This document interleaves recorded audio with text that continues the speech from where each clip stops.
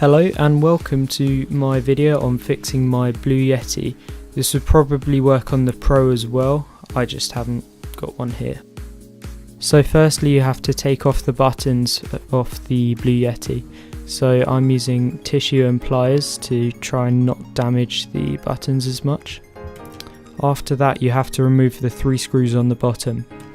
One of these screws is normally under a little bit of rubber which you have to remove. This can be done by using a flathead screwdriver. After all the buttons and screws are removed, you can remove the main casing. To remove the connector, I'm using a solder wick that has been dipped in flux. This will help the solder get onto the wick easier.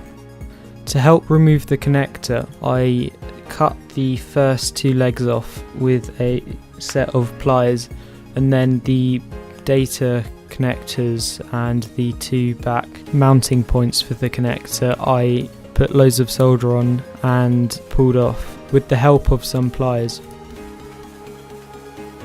After this, all of the remaining solder needs to be wicked away. After the solder's been removed, the connector can go in. The connector has to have this footprint, otherwise it won't fit. I'll put a link in the description to it.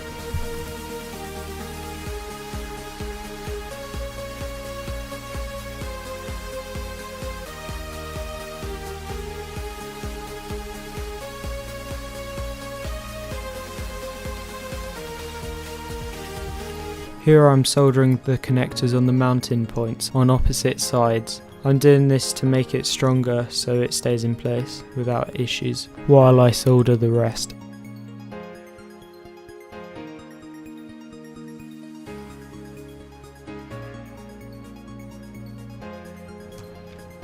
Here I'm testing it.